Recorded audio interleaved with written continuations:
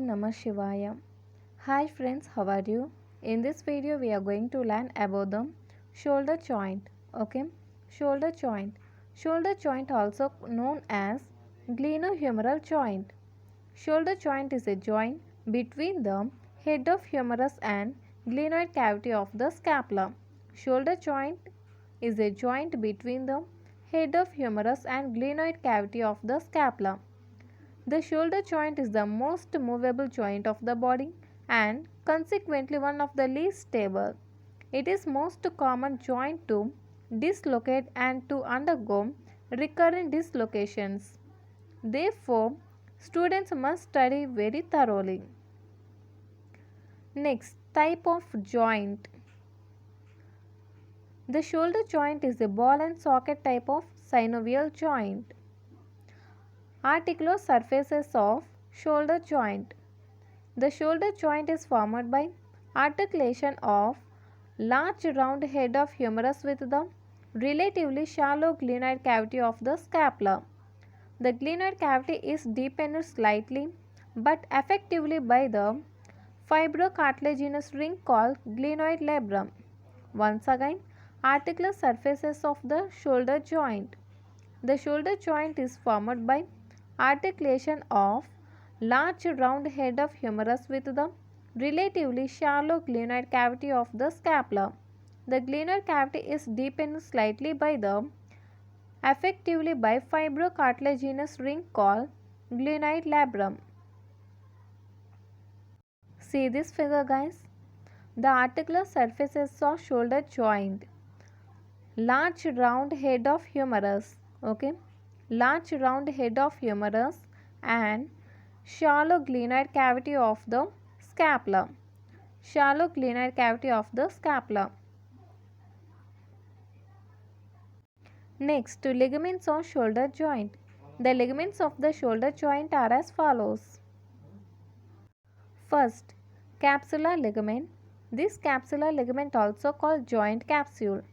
The thin fibrous layer of the joint capsule surrounds the glenohumeral joint. It is attached medially to the margins of the glenoid cavity beyond the glenoid labrum and laterally to the anatomical neck of the humerus. That means this capsular ligament attached medially to glenoid cavity, laterally to anatomical neck of humerus, except inferiorly, which it extends downwards 1.5 cm or more on the surgical neck of the humerus. Medially, the attachment extends beyond the supraglenoid tubercle. Thus, medially it extends beyond the supraglenoid tubercle and thus it encloses the long head of biceps brachii within the joint cavity. Okay guys, once again, capsular ligament or joint capsule. The thin fibrous layer of the joint capsule surrounds the glenohumeral joint. It is attached medially to the margins of the glenoid cavity beyond the glenoid labrum and laterally to the anatomical neck of the humerus except inferiorly, where it extends downwards 1.5 cm or more on the surgical neck of the humerus.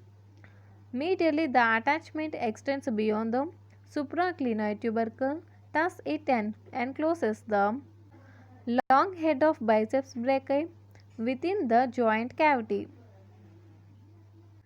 See this figure guys.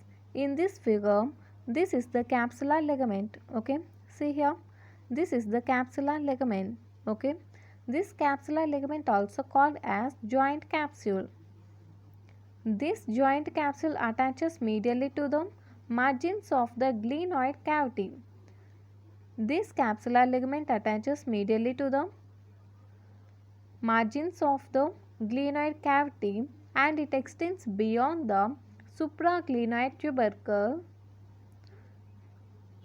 It extends beyond the supraglenoid tubercle and encloses the long head of biceps brachii.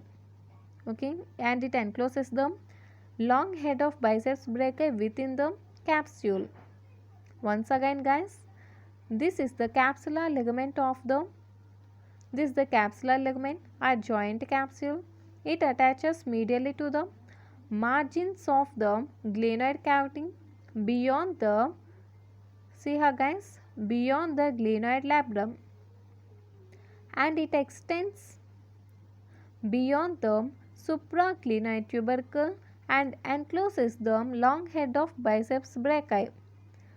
When we come to the attachment on lateral side, this capsular ligament attaches laterally on anatomical neck of humerus, except inferiorly it goes downwards, okay, it extends downwards 1.5 or more, okay, 1.5 centimeters or more, and attached on the surgical neck of the humerus on inferior. Okay guys, that you have to remember here is capsular ligament attaches medially to glenoid cavity and laterally to anatomical neck of the humerus. The synovial membrane lines the inner surface of the joint capsule and reflects from it to the glenoid labrum and humerus as far as the articular margin of the head. The synovial membrane lines the inner surface of the joint capsule and reflects from it to the glenoid labrum and humerus as far as the articular margin of the head. The synovial cavity of the joint represents the following features. It forms a tubular sheath around the tendon of biceps brachii, where it lies in the bicipital groove of the humerus.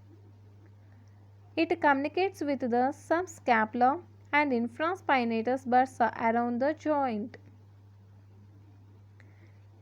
This synovial membrane communicates with the subscapular and infraspinatus bursa around the joint. Thus, there are three apertures in the joint capsule. See what are the three apertures? First aperture is an opening between the tubercles of the humerus for the passage of the tendon of long head of biceps brachii. This is one aperture, and the second aperture is an opening situated anteriorly inferior to the coracoid process to allow communication between the synovial cavity and subscapular bursa. This is first second aperture. And third, an opening situated posteriorly to allow communication between synovial cavity and infraspinatus bursa. This is third. See once again. What are the three apertures in the joint capsule? An opening between the tubercles of the humerus for the passage of tendon of long head of biceps brachii. An opening situated anteriorly inferior to the coracoid process to allow communication between synovial cavity and subscapular bursa. An opening situated posteriorly to allow communication between synovial cavity and infraspinatus bursa. See here guys, this is the synovial membrane, okay, this is the synovial membrane. It lines the inner surface of the joint capsule. This synovial membrane lines the inner surface of the joint capsule, and this synovial membrane has inside the joint capsule three apertures are present. Okay guys, three apertures are present. What are the three apertures? One aperture for the passage of the long head of biceps brachii.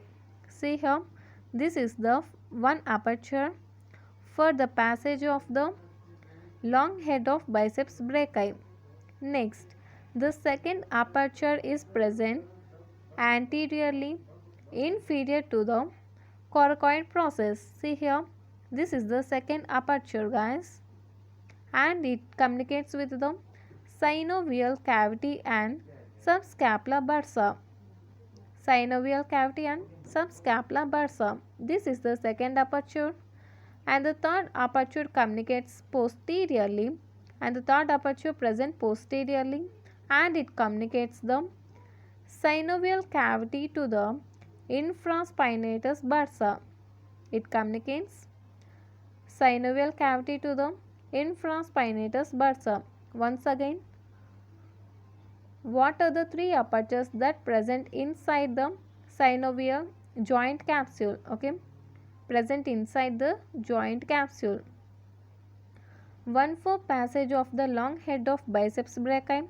See here, biceps brachii tendon. This one, guys.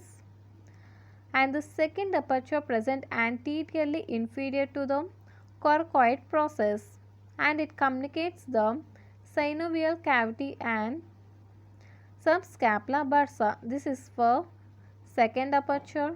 And the third aperture present posteriorly that we can't see in this figure, and it communicates the synovial cavity and infraspinatus bursa. Okay, guys. Next, glenohumeral ligaments. There are three thickenings in the anterior part of the fibrous capsule to strengthen it.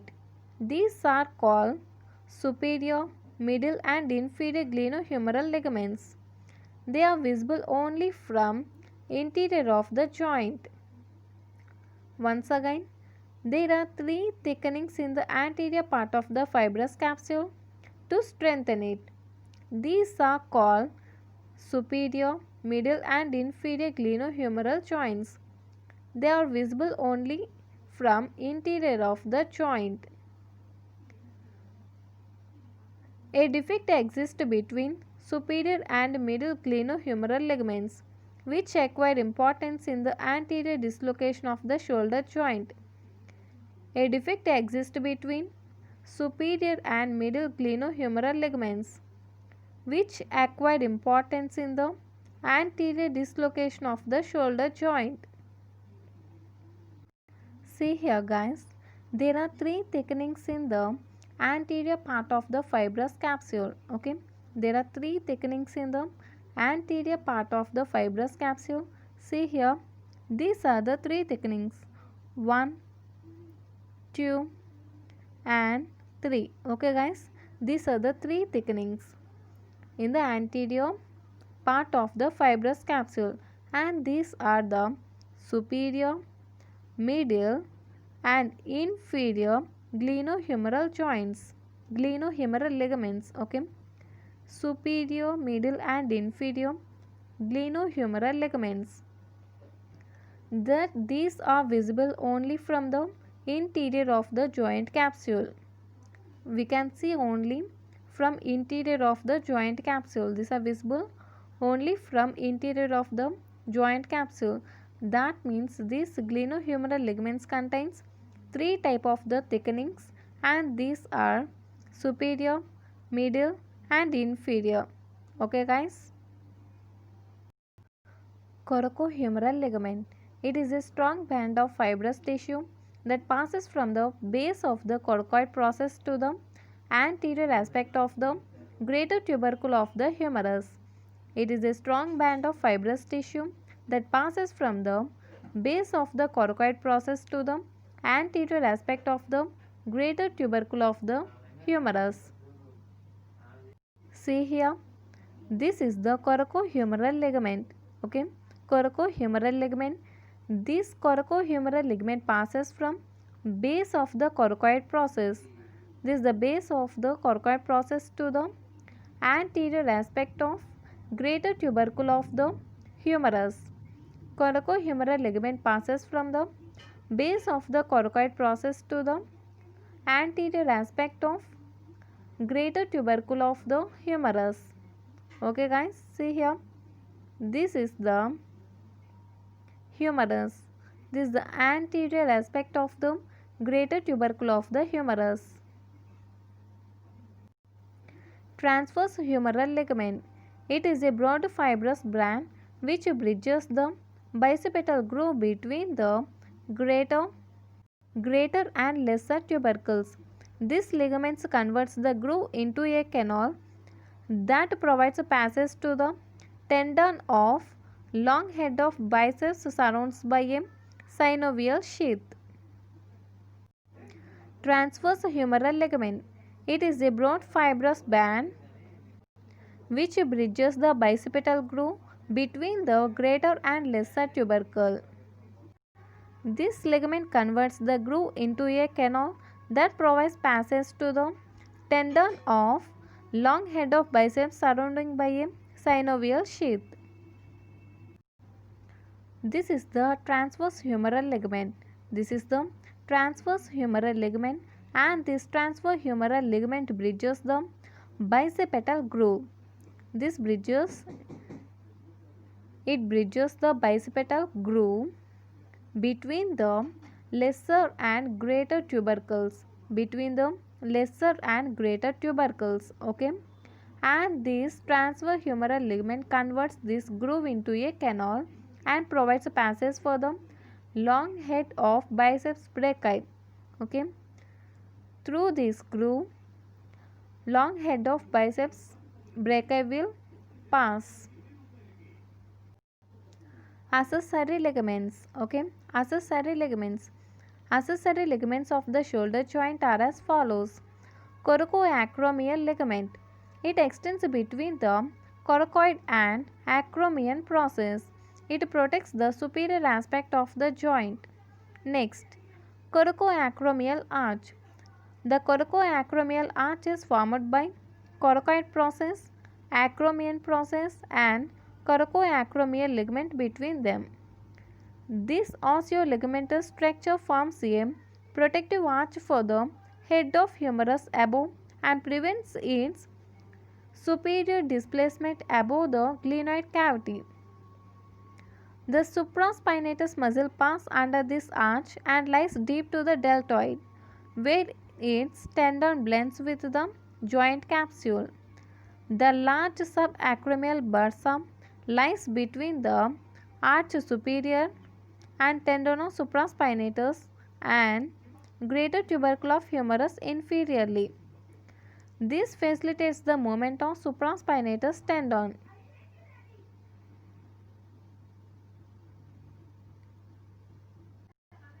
This is the coracoacromial ligament, okay. This is the coracoacromial ligament, and this coracoacromial ligament extends between the coracoid process and acromion process. Once again, this is the coracoacromial ligament. This coracoacromial ligament extends between the acromion process. See here guys, this is the acromion process and between the coracoid process, okay, and it protects the joint in superior aspect. We continue shoulder joint in next video, okay guys. In next video we are going to learn about the bursa related to the shoulder joint, okay. If you like my explanation, please like, share and don't forget to subscribe and don't miss the notifications. Thank you guys.